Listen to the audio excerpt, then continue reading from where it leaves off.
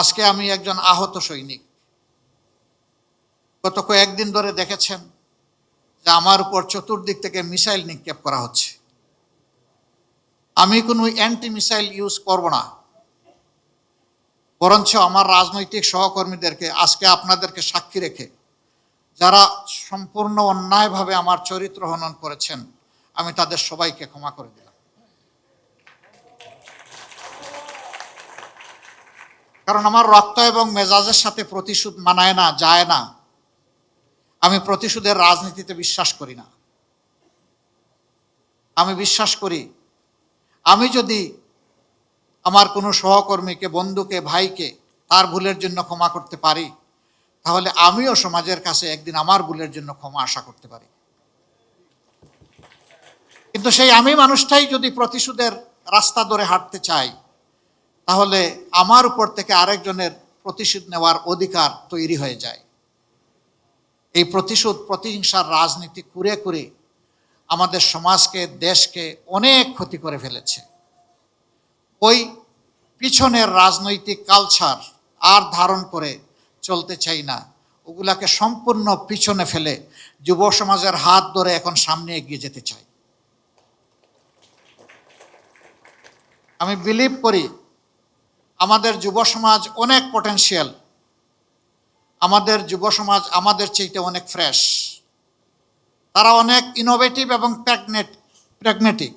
তারা পারবে ইনশাল্লাহ। যেভাবে তারা পেরেছে জুলাইতে, ওভাবেই পারবে আগামীর একটা বাংলাদেশ গড়ে দিতে।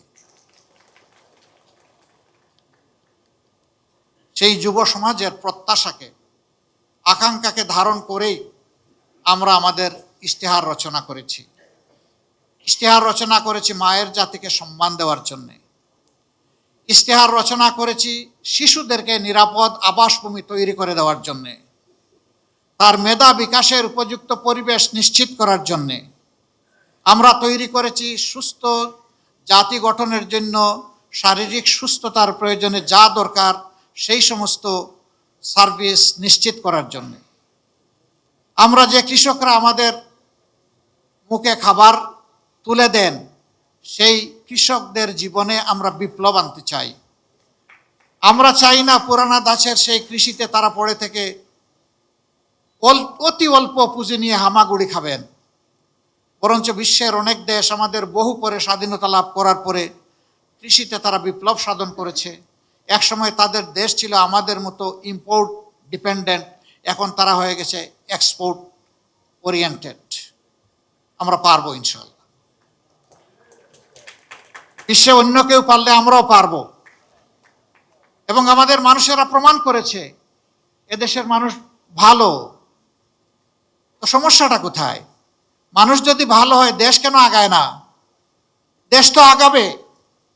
বাংলাদেশ নামক উড়োজাহাজের ককপিটে যারা বসে আছেন তারা যদি প্রপারলি ডাইভ করেন, তা না হয় দেশ আগাবে। প্যাসেঞ্জার তো আগায় নিতে পারবে না, প্যাসেঞ্জার তো জার্নি এনজয় করবে।